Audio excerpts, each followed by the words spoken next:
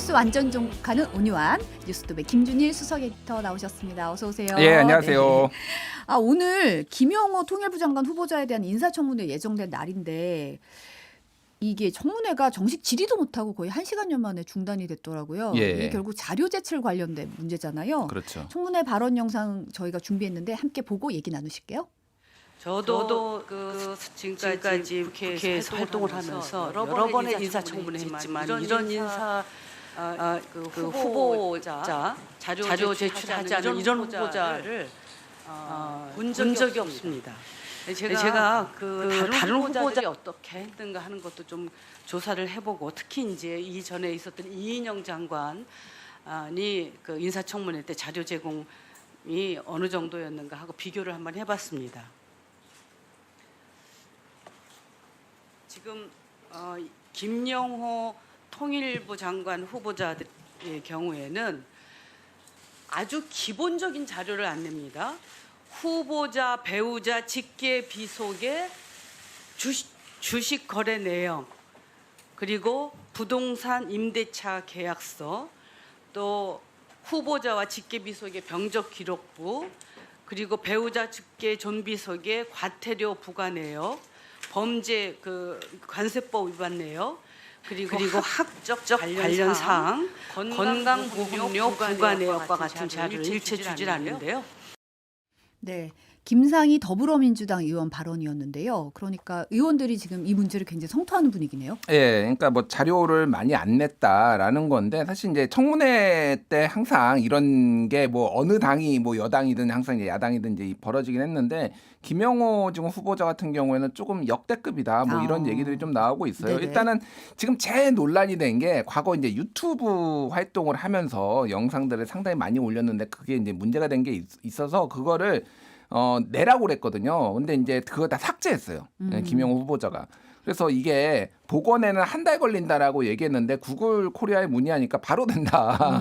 이렇게 또 답변이 왔다고 해요. 네네. 그러니까 이것도 좀 거짓말, 거짓 해명 뭐 논란도 있는 거고 네. 그리고 이제 배우자의 자녀 신상 관련 정보 같은 경우에도 전혀 내놓지 않는다. 그리고 본인의 정보 역시 정보 제공 비동의로 이제 난 이건 제출하지 않겠다라고 이제 했다라는 거예요. 그래서 인사청문회를 무력하고 있다라는 건데 검증 자료를 내야 여기에 대해서 이제 검증을 하는데 자료가 없으니까 이거 뭐 하나마나한 거 아니냐 이런 얘기가 나오고 있는 거죠. 예, 뭐 그런데 이제 이에 대해서 이제 국민의힘 뭐 외통위 간사인 김석기 의원이나 뭐 국민의힘 하태경 의원 같은 경우에는 이제 과도하게 뭐 배우자나 이런 자녀에 대해서 과도하게 요구했다. 그리고 과거에 뭐 이인영 장관 같은 경우에는 총 건수로 보면 1,127건 냈는데 김영호 후보자는 2,146건 자료 냈으니까 이게 적은 게 아니다라고 이제 좀 공방을 좀 벌이고 있습니다. 네네. 그러면은 지금 아까도 잠깐 유튜브 얘기가 나왔는데 뭐 알려졌다시피 유튜브 활동 상당히 활발히 하셨고 그리고 구독자만 해도 24만 명 정도 됐고. 예, 근데 부럽습니다. 근데 이제 유튜브 채널의 발언이 알려진 게 뭐 국무부가 한국 총선 결과 미리 알 수 있다. 뭐 유사시야 일본이 군사 개입도 가능하다. 정말 여러 가지 주옥 같은 발언들이 좀 있더라고요. 예. 그러니까 사실은 이런 것들도 검증이 돼야 되는데 어떻게 보면 청문회 앞두고 채널을 돌연 삭제했다는 거잖아요. 그렇죠. 그러니까 여러 언론이 이제 보도를 했어요. 뭐 YTN, 뭐 시사인 등등등이 보도를 했는데 언제 내리기 전에 다 캡처해놨나 약간 이런 생각도 들더라고요. 일단 이게 뭐 유튜브를 하는 것 자체가 뭐 문제는 아닌데 문제는 이제 그 교수였잖아요. 성신여대 교수였는데 9개월간 겸직 허가를 받지 않은 상태에서 이제 허가 없이 올린 업로드한 영상만 244개다. 일단은 요 윤리적인 문제가 또 하나 있는 거고. 네. 지금 내용들이 보면은 이 이제 미국 정치학 쪽을 이제 주로 강의를 했다라고 하는데 네. 이 내용들이 그러니까 제일 많이 이제 시사인에서 조사를 한 건데 조회수 기준으로 제일 많은 거 1위가 중국인 끝까지 입국 금지하지 못하는 이유들 드디어 밝혀지다. 뭐 요런 게 이제 1위고요. 두 번째가 이제 44만 명이 본 건데 제목이 이겁니다. 김정은 건강 이상으로 통치불능 상태 빠진 듯. 김정은 이후 논의 위에 중국 대표단 평양 급파. 이거는 이제 가짜뉴스 허위 정보로 밝혀졌어요. 허위 정보죠. 네. 예. 그 다음 게 이제 41만 명이 본 건데 미국 4.15 총선 결과 알고 있다. 어떻게 그 결과를 정확하게 예측할 수 있을까? 뭐 이게 이제 미국 측에서 이제 뭐 여론조사를 돌려본다 뭐 이런 거가 좀 과장해서 얘기한 건데 이런 네. 것도 이제 사실관계랑 부합하지 않는다라고 해서 이거를 또 문제는 이거를 본인의 강의 교재로 본인의 유튜브를 이제 학생들한테 이제 보라고 했다라는 거예요. 강의 교재로요? 예. 그래서 이제 뭐 맞는 뭐 사람이 맨날 틀린 말만 하겠습니까? 맞는 말도 있겠죠. 근데 이제 보다 보면은 이제 허위 정보, 가짜 뉴스도 막 다 섞여 있는데 이제 학생들이 이거를 보면서 뭘 배웠을까? 뭐 이런 논란들이 좀 있는 겁니다. 예. 인사청문회 자료 제출 관련해서 잠깐 얘기를 하면 아까 예. 법적 자료 얘기가 나왔는데 어떤 자료들을 제출하게 돼 있는 거예요? 일단은 후보자 본인과 관련된 건데 이를테면 직업, 학력, 경력 그리고 이제 재산, 부동산, 주식, 예금 뭐 이런 것들을 이제 의무적으로 이제 내야 되고요. 네. 여기에 이제 더해서 이제 세금 납부 이력 그리고 체납 이력 그리고 범죄 경력 뭐 이런 것들도 내야 됩니다. 근데 이제 인사청문회 제도가 도입이 되면서 이게 점점 넓어져서 법에는 이렇게 돼 있지만은 도덕성 검증이라는 부분이 이제 굉장히 중요해졌잖아요. 그렇죠. 네. 그래서 이제 많이 요구를 한 게 이제 배우자들의 뭐 배우자나 자녀의 뭐 이러면 재산 현황 그리고 뭐 출입국 기록 뭐 이런 것도 요구를 하는 게 예를 들면은 뭐 외국인인 경우 뭐 국적 있잖아요. 상황, 국적 뭐. 상황 뭐 이런 것들.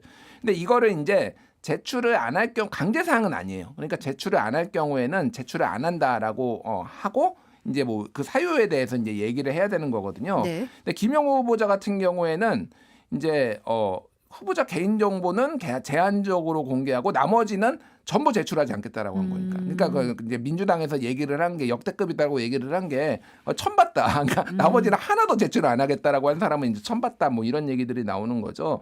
그래서 후보자 가족의 개인 사생활과 관련한 사항은 본인들이 동의하지 않아 제출하기 어려우면 양해해 주시기 바란다. 이렇게 이제 해명을 했는데 좀 민주당에서 강하게 반발하고 있는 거죠. 그래서 사실은 이제 최근에 뭐 후보자 그 자녀의 학폭 문제가 또 얘기가 된 것도 있고 다른 후보자 같은 경우에 여러 가지 면에서 배우자라든지 배우자가 형성한 재산이라든지 배우자의 경력 사항도 상당히 이제 좀 폭넓게 검증을 해야 되는 대상이다라는 게 어떻게 보면 국민적 눈높이에도 맞는 것 같은데 다 안 내겠다라고 하는 거는 좀 이렇게 논란이 있을 수는 있겠네요. 예.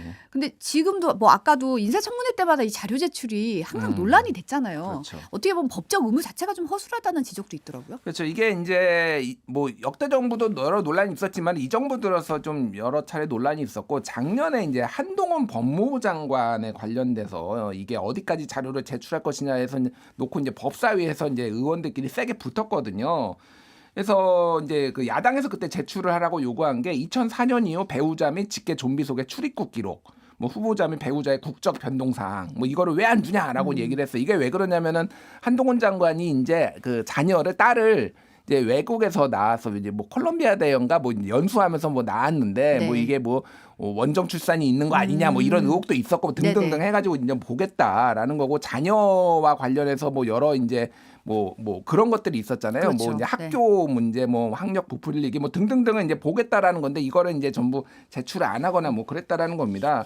그래서 이게 또 논란이 하나가 됐던 게 인사청문회법의 제12조에 보면은 자료 제출 요구에 관한 내용이 있는데 이게 국회에서의 증언 및 감정에 관한 법률 뭐 이거에 준용을 한다라고 돼 있어요. 네. 근데 이게 뭐냐면은 국가 기밀인 경우에는 제출을 안 하고 다 제출해야 된다. 뭐 이렇게 또 돼 있거든요. 네네. 그러니까 약간 이제 두 개가 약간 범위가 다르게 이제 해석이 될 수가 있는 거죠. 그래서 이거는 이제 민주당의 김용민 의원이 이거에 따르면 다 제출해야 되는데 왜 제출 안 하느냐 뭐 이렇게 또 요구를 했던 사례가 있습니다. 그래서 어쨌든 법을 좀 정비해야 되지 않을까 뭐 이렇게 좀 보여집니다. 어떤 범위라든지 이런 거에 대해서 좀 모호한 부분에 대해서는 좀 법적인 의무가 어디까지인지 명확하게 할 필요가 있겠네요. 네. 다음은 문재인 정부 때 금강과 연산강 보를 해체하는 결정 과정이 불공정했다는 감사원의 감사 결과가 나왔어요. 예. 이게 문재인 정부 당시에 이 해체 의사결정 내린 위원회가 문제가 있다는 거죠. 예. 그러니까 감사원이 어제 이제 금강 영산강 보 해체와 상시 개방 관련 감사 보고서라고 했는데 그리고 이미 지난 1월에 김은경 전 환경부 장관에 대한 이제 검찰 수사를 요청을 했는데 네. 그러니까 4대강 조사 평가단이 이제 문재인 정부 때 이제 마련됐어요. 그러니까 이 이게 16개 보가 있는데 이게 여러 가지 논란이 있는데 특히 낙동강 쪽에 있는 보들 같은 경우는 이게 유속을 느리게 해가지고 녹조라떼라고 녹조가 이제 조류가 네. 그러니까 해조류라고 하니까 이건 해조류는 아니고 그러니까 그 뭐라고 해야 되나요? 그러니까 미역 같은 네. 그런 조류가 이제 뭐 엄청 퍼져가지고 이거를 이제 마실 수가 없는 거다. 그리고 이게 마이크로시스틴이라는 이제 독성 발암 물질을 이제 이걸 만들어가지고 이게 낙동강의 식수로 사용되고 있는데 이게 문제가 있으니까 보를 해체해야 된다. 또 하나는 이제 홍수가 나면 오히려 보가 문제가 된다라는 거예요. 왜냐하면 이게 상류에 있는 건 댐이니까 그는 수량 조절 기능이 있는데 이거 같은 경우에 중하류에는 엄청 길게 이제 보가 설치돼 있으니까 물의 흐름을 막아버린다라는 겁니다. 물이 빨리 빠져야 되는데, 네. 그러니까 아예 보를 해체해야 된다라는 주장도 있고, 뭐 네. 반대 주장도 있고, 뭐 엇갈리는 상황인데 어쨌든 이거를 이제 전문위원회, 기획위원회를 꾸렸는데. 편향된 인사, 소위 말해서 보를 해체하자고 주장하는 사람들이 많이 들어갔다라는 거예요. 그러니까 전문위원회 43명의 전문위원 중에서 25명, 58.1%가 4대강 사업에 반대하는 시민단체 추천 인사들로 선정됐다. 이게 위원회 편향됐다. 구성 자체가 너무 편향돼 있다. 예. 그래서 이제 뭐 보 해체를 결정하면서도 과학적 합리적 기준을 따르지 않고 결과치가 나온 여러 시나리오 중 하나를 선택했다. 그러니까 편향됐다라고 이제 뭐 얘기를 한 건데요. 이게 이제 뭐 의견이 너무 사실 엇갈려가지고 그러네요. 네. 그러니까요. 예, 이거 어떻게 봐야 될지 좀 의문이긴 합니다. 예. 정치권 반응은 어때요? 근데 이거는 뭐 여당에서는 전임 정부의 국정농단이다라고 이제 비판을 했고 야당은 이제 수해 이제 책임 물탁이다라고 이제 했는데 국민의힘 같은 경우에는 문재인 정부가 온갖 조작 술수를 써가며 4대강 보해체를 결정했다. 그리고 공직자 모두에게 책임을 물어야 된다라는 겁니다. 이게 그리고 최근에 이제 환경부한테 최근에 이게 수해 물 관리를 못해서 요걸 책임을 묻는 분위기가 있잖아요. 대통령이 뭐 경로했다. 뭐 이런 내용도 나오고 그런 맥락들하고 좀 이어지는 것 같아요. 연결이 되는 거다. 예. 네. 민주당 같은 경우에는 감사원이 기다렸다는 듯이 4대강 보해체 결정이 비과학적이다라고 한 건데 이게 2021년 12월부터 시작된 거거든요. 이 네. 감사가. 그런데 이게 지금 어저께 나온 거죠. 그렇죠. 그러니까 이게 수해에 딱 맞춰가지고 지금 왜 타이밍이 이 시점에 이 얘기가 시점이냐. 내놓는 거냐? 예. 그렇게 얘기를 지금 하고 있습니다. 근데 지금 보도를 보니까 4대강의 16개 보 운영 현황을 보니까 실제로 해체된 보는 없다는 거잖아요. 그러니까 제가 요거는 좀 짧게 이게 사실 하려면 제가 1시간도 할 수 있거든요. 근데 짧게 팩트 체크를 좀 할게요. 지금 네네. 이제 국민의힘 정부 여당에서 주장을 하는 게 크게 보면 세 가지예요. 하나는 환경부가 물 관리를 이게 이관을 하면서 이거를 물 관리를 못 해가지고 지금 이 재해가 났다라는 거고 또 하나는 예천에 산사태 난 게 지금 태양광 사업 때문에 지금 산사태가 났다. 이거 책임져야 된다라는 거고 또 하나는 이제 이 4대강 관련해서 문재인 정부가 지금 이렇게 보해체하고 이래가지고 지금 이게 물난리가 났다. 이 세 가지 주장이 지금 다 섞여가지고 좀 나오고 있거든요. 네.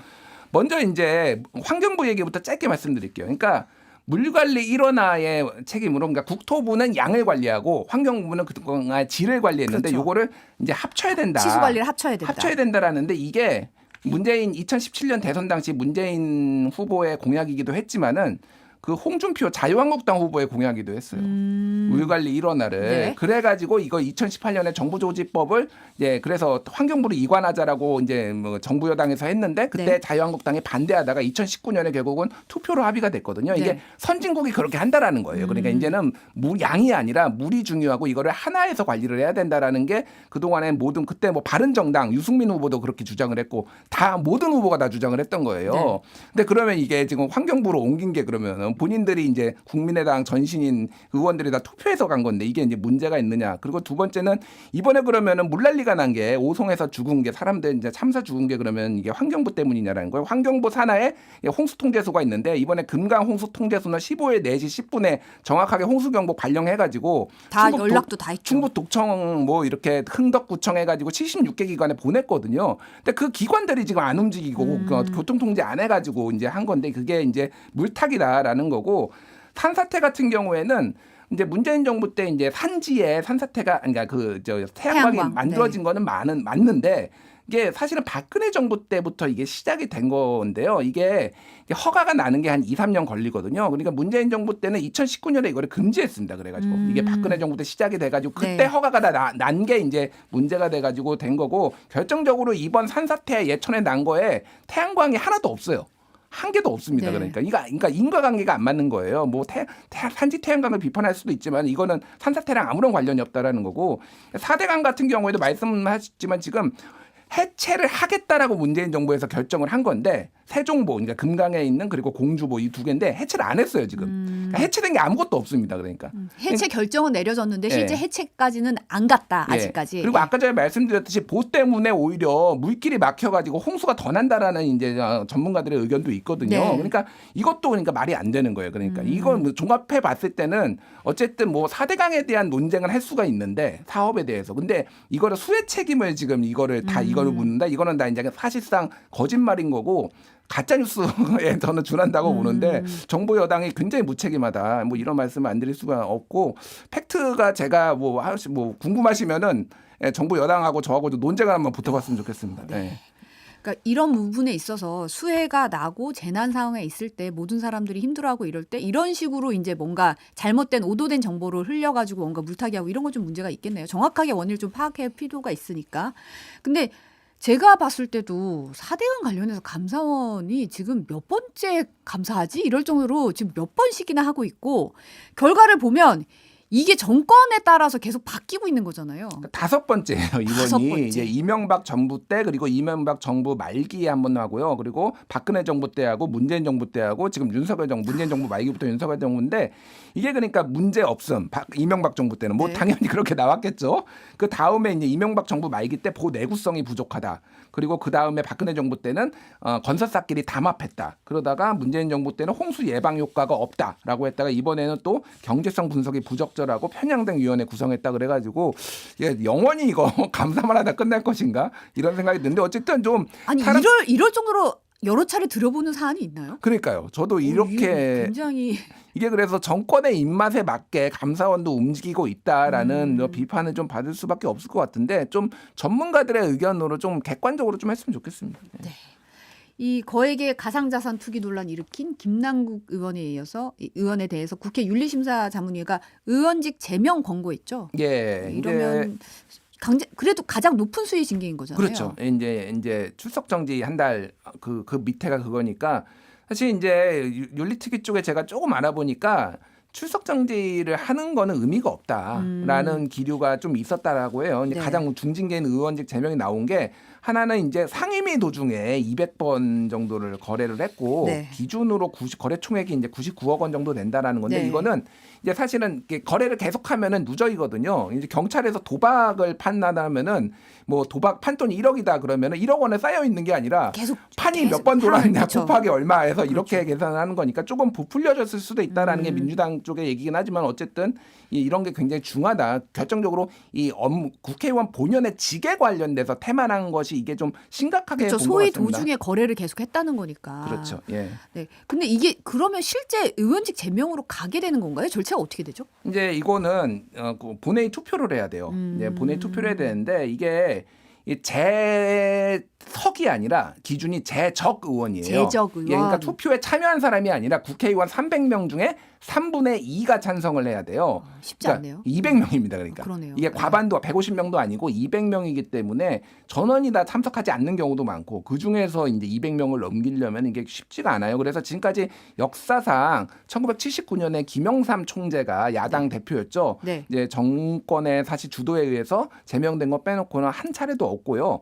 예, 대부분 다 막 위기에 처하면은 본인이 자진 사퇴한 경우가 상당히 많았습니다. 이런 상황이 예, 예. 되면 홍준표 대구시장이 SNS에 과하지옥이라는 그 고사성어를 적었어요. 이게 여당이 윤리 징계 절차 개시한다고 하니까 적은 예. 거잖아요. 이거 어떻게 보세요? 그러니까 이제 홍준표 시장이 자료를 굉장히 성실하게 냈다고 합니다. 그러니까 징계를 안 받기 위해서 냈는데 어제 이제 윤리위가 이제 국민의힘에서 열렸는데 홍준표 시장이 좀 더 노력해야 된다. 뭐 이거 봉사활동이라도 가야 되는 거 아니냐 막 이런 얘기까지 나온 것 같아요. 그래서 조금 좀 화나신 것 같다 이런 얘기까지 막 나오는 게 그러니까 그 당의 원로인데 좀 존중이 없는 것 같다 이런 생각이 있는데 과하지옥이 뭐냐면은 바짓가랑이를 밑에 기어서 가는 치욕 그래가지고 한신이 젊었을 때 그러니까 중국에 나오는 그 유방 이제 한나라들을 그쵸. 만드는 그 네네. 유방 그 초안지에 나오는 거죠. 그때 한신이 젊은 시절 불량배 가랑이 밑을 기어가면서 치욕을 견딘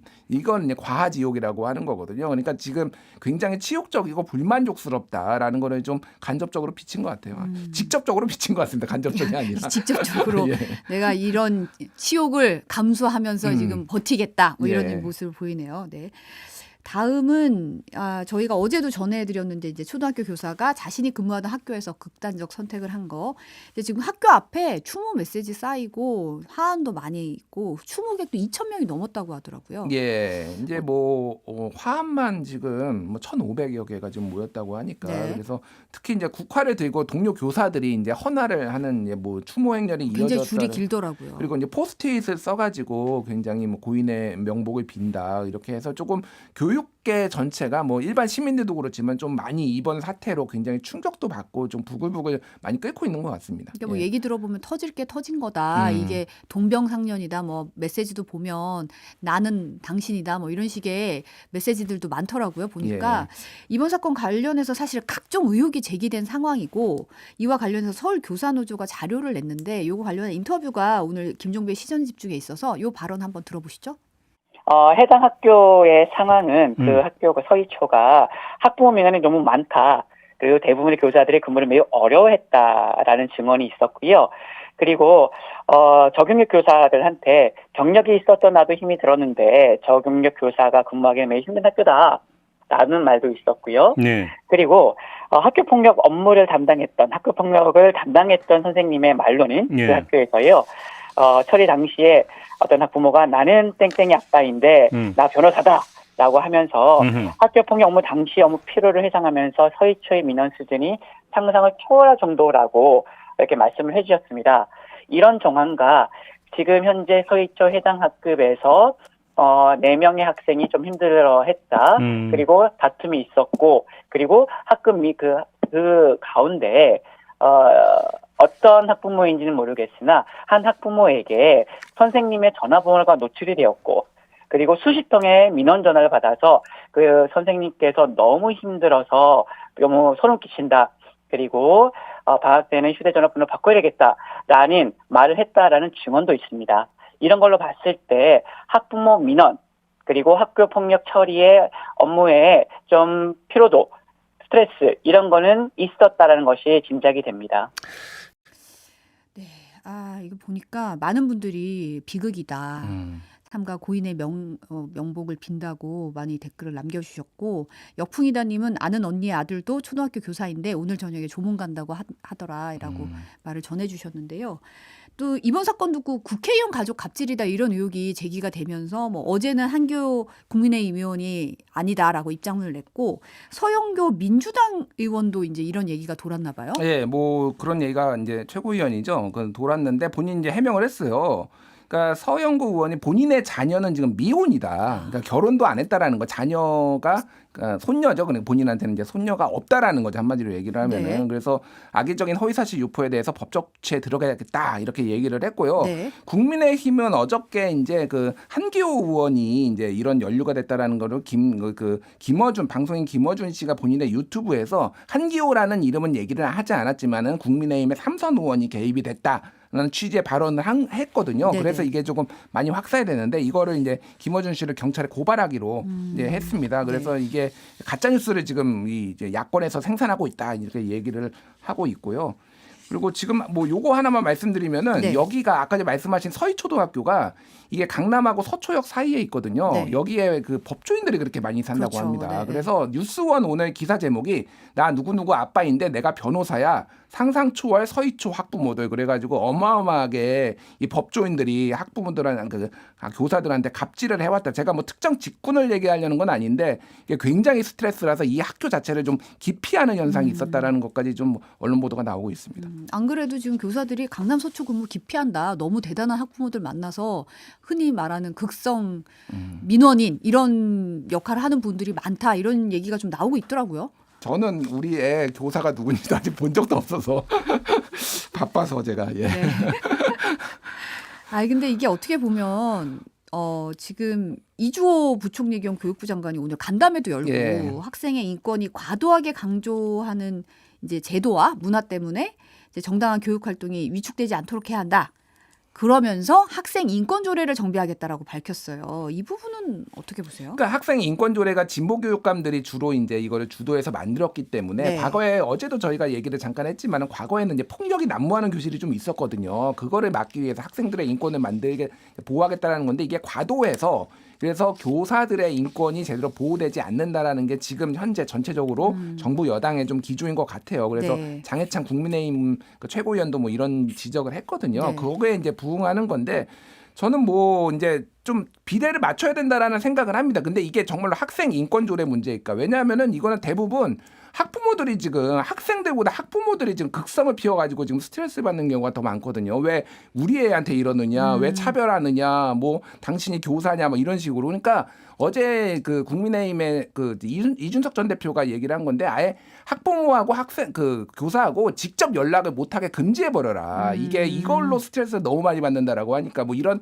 제안도 있어서 학생 인권도 보호를 해야 되고 교사 인권도 보호해야 되고 이거 좀 그렇죠. 방안을 교육부가 좀 균형감 있게 찾아야 되지 않을까 그렇게 보여집니다. 저는 인권과 교권이 이렇게 뭔가 갈등이라고 얘기하기는 좀 너무 이분법적인 사고라는 그러니까요. 생각도 들거든요. 예, 예. 뭐 어제도 잠깐 얘기했지만 학생에 대한 폭력이 정당화돼서도 안 되고 교사에 대한 폭력도 정당화돼서는 안 되고 어떻게 보면 뭐 아동학대라는 이름으로 고발하겠다, 고소하겠다 여기에 업무적 스트레스 많이 받는다는 얘기도 좀 나오고 있더라고요. 예. 어떤 부분에서는 교권도 보호돼야 되는 부분에 있어서는 지금 방법을 강구해야 될 것 같은데 교육위원회가 국회 교육위원회가 이번 사건 관련해서 진상 가릴 거라고 지금 뭐 전체회의 열기로 했다고 예, 하면서요. 네, 이제 전체 회의를 28일 오후 네. 2시에 교육위 전체 회의를 개최를 하고요. 해당 학교의 교장을 출석해가지고 교권 침해 문제 그리고 이런 것들을 좀 사실관계를 파악하겠다. 그리고 조희연 서울시 교육감 그리고 이주호 교육부 장관 등도 출석을 지금 요구한 상황입니다. 네, 오늘은 여기까지 듣겠습니다. 온유한 뉴스톱의 김준일 에디터였습니다. 감사합니다. 감사합니다.